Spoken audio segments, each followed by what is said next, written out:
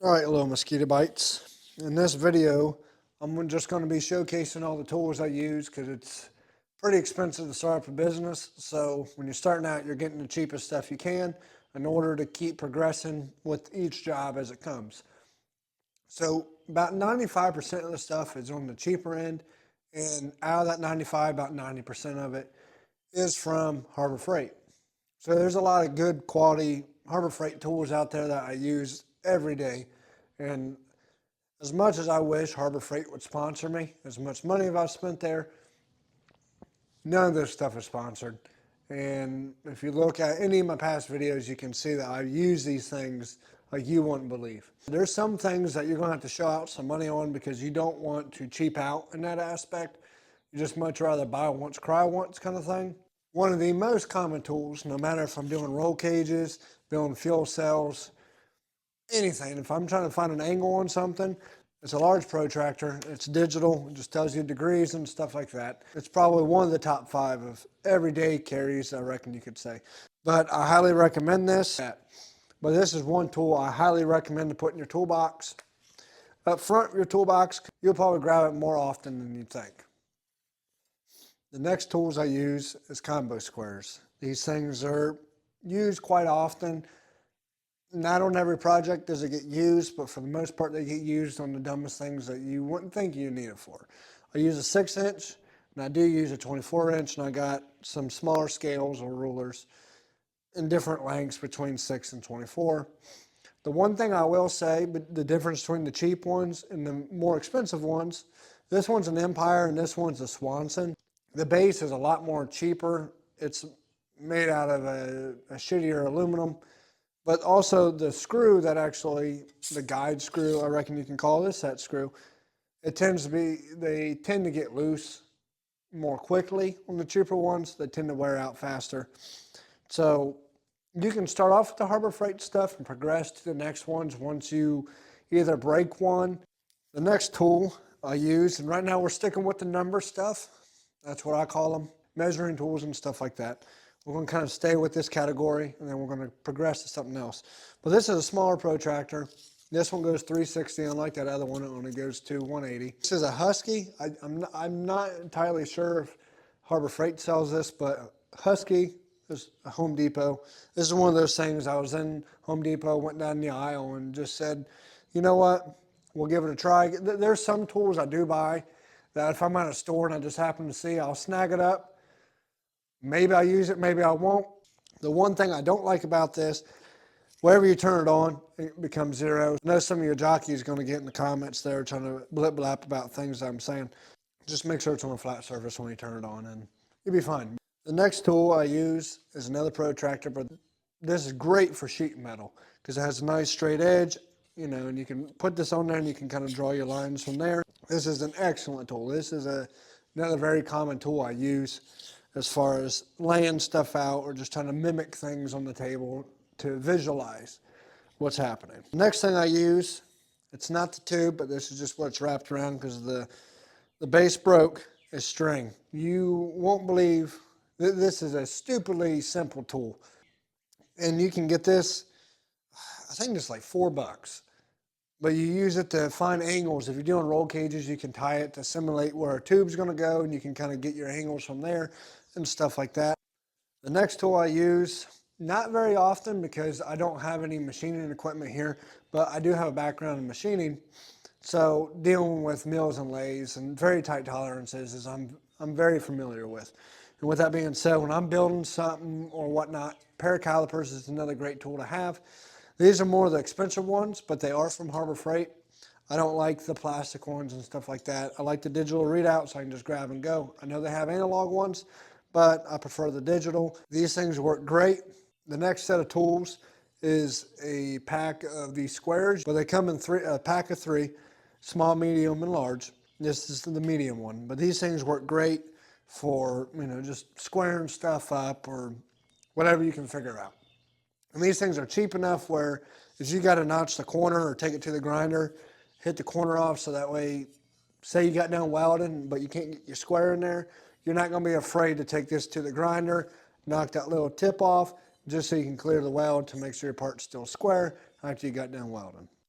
This is the hands down, the number 2 tool that I will grab from the toolbox that you see in my pocket, that you see next to me at any given time, is the angle finder. Just go to Home Depot, Lowe's, wherever. This is a Klein. I've dropped this thing. I've spilt shit on it. I've welded next to it. But this thing has not broken yet. This thing is pretty durable from it falling off tubes on the bender, from it falling off the tubes on the notcher, from falling off the table from the vibration of the notcher. Anything. This thing is still kicking like a mule. The Pittsburgh ones, you look at them some bitches and they break. One of the last tools in the numbering category is a tape measure. A tape measure, it doesn't matter what you're doing, get yourself a variety of tape measures. This is my everyday carry. I get made fun of it for all the time. I don't give a damn. It's a 12-foot tape measure, 1/2 inch wide, pretty thin. It's in a nice compact spot. The only place that I've seen carry this style with the thin ones is Ace Hardware. I know Home Depot sells ones, but that's a 3/4 inch wide. This is a 1/2 inch. I prefer the slims if I'm carrying it in my pocket. But get yourself a 25-footer, get yourself a 16-footer, get yourself all kinds of tape measures. Because it's one of those things that you can fuck up a $500,000 part because of a $10 tool. Make sure you have plenty of tape measures laying around. Make sure you understand how to read them. If you don't understand how to read them, watch a couple videos on it. Ask a couple people. They'll kind of walk you through. It's in behind fabricating, welding, reading the tape measure is the number one important thing you can do. No matter what you're doing, you won't believe how many times a tape measure will come in handy in different aspects of your life. Another good tool to have is all kinds of different clamps. If you see, this is one of those impulsive buys. If you see a clamp, buy it. Buy 2 of them. If you figure out you need more, we'll buy more. But buy 2 of them. And different style clamps, C-clamps, Bessie clamps, just the screw type clamps, vice grips, doesn't matter. Clamps, your best friend.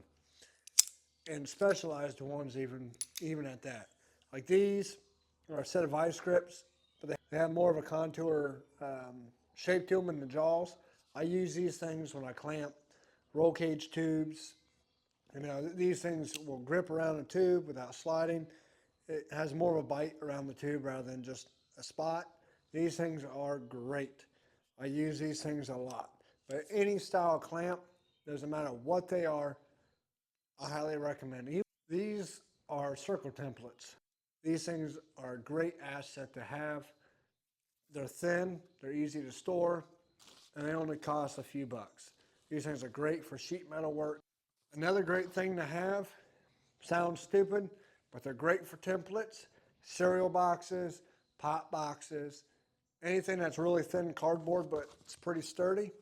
This thing, great for making tabs or templates. They're great for that kind of stuff. Another great tool to have is a pair of good snips. I wouldn't go Harbor Freight route on this stuff, but these snips are, they're whiz, I reckon you could say. It's spelled like piss, but with a W. Good set of snips will go a long way. You get the cheap ones, they tend to get sloppy on you and stuff like that, and they can't make a precise cut. This comes in a 3-pack, comes with the left hand, right hand, and a straight. But a good set of snips will go a long way doing sheet metal work. A set of files. Rat tail files, flat files, small files, any type of files, unless you're a pedophile. But these files are great. It doesn't matter what application you are. The rat tail file, thin, small, whatever. This is great for making it round so it can't crack. You can use a flat file, square some things up. Deburring for aluminum. They're a great tool to have. Other great tools to have are a kit for deburring. This one, I call them a little whiskey do. And this one's a little crown top, twisty deal. This one's great for doing inside of tubes, or if it's a big hole and it's a blind hole, you can't get to the inside. This thing is great to get in there and kind of swirl it out from the inside. This is great if you just get done drilling a smaller hole. you can get in there. These things are great to have. These things get used quite a bit around here, especially drilling holes. A good scribe will go a long way. So that way, 9-degree or a straight edge, you can get different styles, but this is the most commonly used one. It's just the most basic shapes. If it's in a weird spot, you can't get a marker in there, you can take the 9-degree, go in there, whiskey it around. Or a straight edge, if you want a really nice fine tune line, you can get in there and make a nice scribe line. With the 1, 2, 3 blocks I use a lot, and a good kit for parallels. Parallels, these things are great. Again, outside of machining, you can use these for spacers, you can use these to level things. There's all kinds of stuff you can do, not just for a mill vise or plane on the lathe. Same thing with the 1, 2, 3 block. You can put a 3/8 bolt through it. You know, you can clamp stuff to it. You can use that as a spacer. These things are handy, and they are machined to be 90 degrees from one another. The next thing, especially in chassis work, is a tube notcher. You can get a Mittler Bro and stuff like that, but that stuff's a couple $1,000s. This is a Harbor Freight notcher. It's like 50 bucks, and it did pretty good for being a hobbyist. As a profession, I wouldn't recommend it. The little brass bushings inside get wore out pretty quick. But if you're doing your own car and just notching a few things here and there, the Harbor Freight option is a great option to go with. I have no complaints if you're doing light use on it. I did wear it out pretty quickly within the 3 months of me owning it, but that was me doing a bunch of chassis work with this thing. It held up a lot longer than I thought. A good belt sander is great to have. This is an Amazon, and this thing gets used a lot between all of the power tools I have. This is one of the, you want to deburr something, you want to square something up. This is a good machine to have.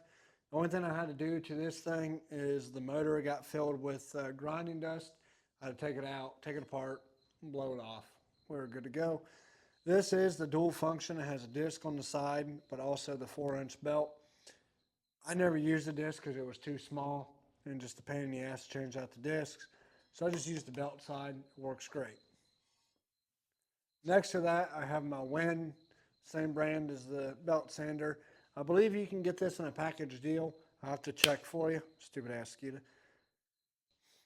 But this is just a small drill press. It's not the most powerful thing, but it has came in handy quite a few times, more than I like to admit. It does bog down on the bigger stuff, which understandably, it's a small motor. I typically run 1/8-inch bits through it, but it's great for things along with the vise. The drill press vise is great for in the drill press, or if you just want to set it on the fab table and you can use it to hold your parts in place for you, tubes, stuff like that. They're small, easy to move. I've owned this Vulcan here for about 2 months or so, and I was using an Eastwood. It's an alright machine for what you pay for. It's $1,400 that Eastwood. MIG, TIG, and stick, all that good stuff. You couldn't do AC though. You couldn't weld aluminum. You couldn't change any of the settings for the TIG, post flow, and none of that good stuff. It did alright with the MIG. However, this Vulcan here, I believe it was $1,200 the time I got the cart and all that stuff. This Vulcan is a good machine. I like this machine. I'm very picky when it comes to welding machines because it's just like driving a car. You rely on it. So you want a nice, reliable machine. This Vulcan, I've used it. Now, I weld the Titanic with this, not really, but this thing is a great machine to have for the budget that you're working with.